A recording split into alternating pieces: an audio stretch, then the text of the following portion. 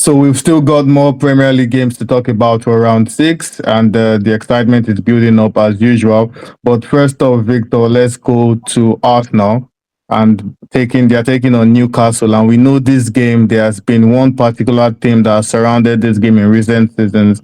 Arsenal have struggled with Newcastle's physicality in recent times, and given how everything has played out since the start of this season, do you think Arsenal are favourites away from home?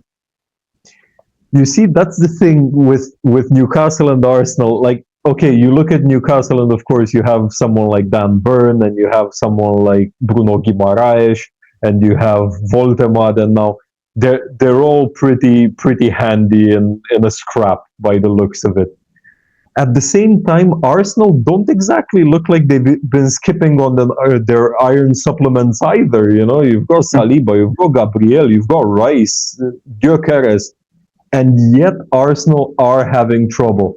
I didn't want to say this in our prediction show because I didn't want you to think I'm taking the piss.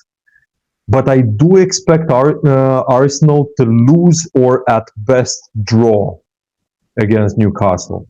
I just think that Newcastle are not from a physical standpoint, but from a football standpoint. That midfield is so well drilled for Newcastle and their defense as well. I just think it will give them the edge against Arsenal, and a draw would probably be the most likely result. But if I have to pick a winner, I'm going with Newcastle. Okay, we'll Oh see. my god, looking at your We'll face see while about. Victor is talking was so funny. Yeah, exactly. Because I don't believe any of that. But yeah, we'll see. We'll see who was right. In our match day recap. But moving on to you, Max. Nottingham Forest are without a win in their last four league games. Their only win of the season came in their first game of the season. But what are their chances against Sunderland? I mean, I'd say that we already saw that Sunderland is not that great against bigger sides, and I would mind mentioning Nottingham Forest as a big side, especially after the recent season. And I feel like this is the game that Sunderland has to lose actually, because yeah, they've been doing fine against weaker sides, but Nottingham Forest looked great against Betis, and they almost won this one. So it just feels for me that Sunderland are not yet ready to win a team like Nottingham Forest, especially on the road.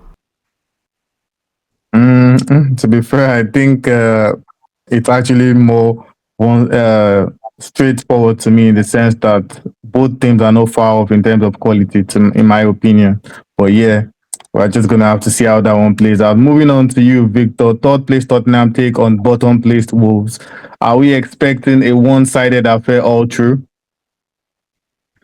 Um, if they want to build any sort of street cred and maybe finally shed that Spursy tag, they better be dominating Wolves. Because honestly, we can put together a team, maybe Max captains it, and we probably have a shot against Wolves at the moment. Yeah. It's they're dreadful. There's no way around it. There's no beating around the bush. They're dreadful. Spurs have been good with glimpses of Spurs because it's Spurs, but they need some sort of consistency. This is the game that they need to really show up and show out. Yeah, fair point. I mean, I expect it to be one-sided as well, but I mean, it's Spurs, so expect the unexpected at the end of the day. And moving on to you, Max. As it stands, this let's just put a little context to this. This is a side that found themselves in the quarterfinals of the Champions League last season. But such is the unpredictability of the Premier League that, as it stands, Aston Villa are outright in the relegation zone with 0 wins so far this season. But Max, any chance of a positive fortune against Fulham? We used to know Aston Villa that is strong at home, like beating everybody almost at home, but this season they look quite poor. But I don't really rate Fulham this season either, so at least I hope that Emery guys can finally win a game, especially at home that they used to win everybody. So I'd say it's not gonna be an easy game, but I still actually expect Villa to win finally here. Yeah, fair enough. And on the final note, Victor, what kind of game can we expect between Everton and West Ham? Hopefully a decent showing from Everton. I've got three toffees in my fantasy team, but in all seriousness, I think West Ham might pull a rabbit out of the hat here, like how they did against Forest. I'm not saying that they'll be winning, but if you look at Everton, they themselves are in a bit of a slump right now. They've started the season very well for their standards, but the last three games brought a draw and two losses. Okay, one loss was against Liverpool, but there's still plenty to work on for Moyes. And I'm actually staying away from predicting this one in our predictions show because I find it too risky to call. If I analyze as objectively as possible, it's an Everton win. They're simply the better team. But there's a little voice somewhere telling me that the draw is actually quite likely.